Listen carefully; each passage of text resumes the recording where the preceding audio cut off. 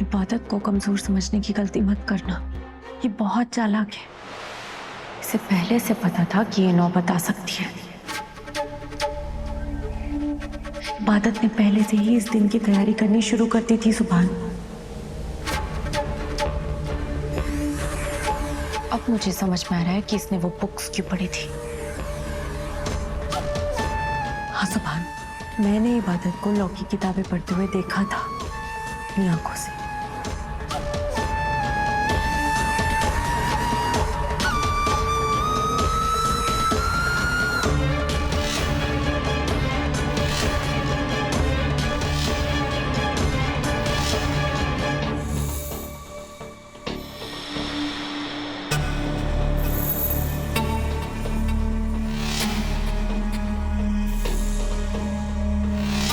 ये idiot poetry पढ़ते पढ़ते लॉ पढ़ने लगी। कुछ करने को ही नहीं है तो करेगी क्या?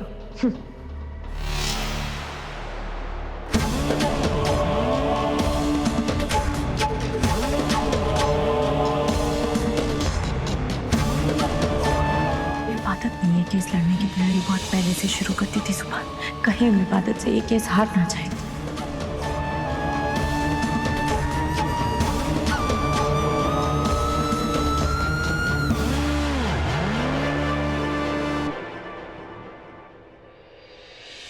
डोंट वरी, मैं ऐसा कुछ भी नहीं होने दूंगा जिससे इबादत ही केस जीते। Don't worry. योना, मैं कुछ कहना चाहता हूं। ठीक है, आपको जो कुछ भी कहना है यहाँ विटनेस बॉक्स में आके कहिए। Thank you.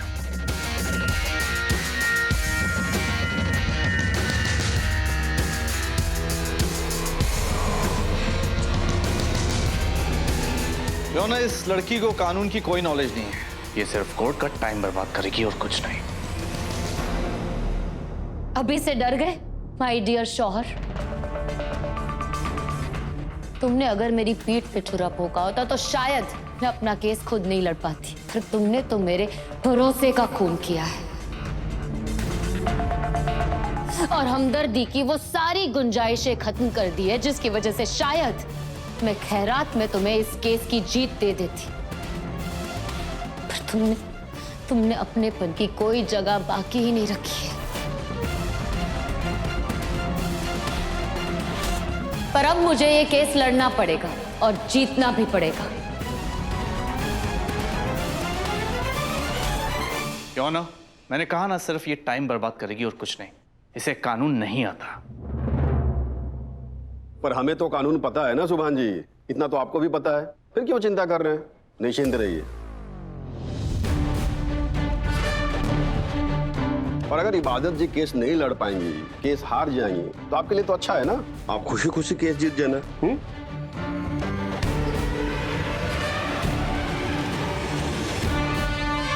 पर मेरा तजुर्बा ये कहता है कि ये लड़ाई किसी भी पक्ष के लिए आसान तो नहीं होने वाली है।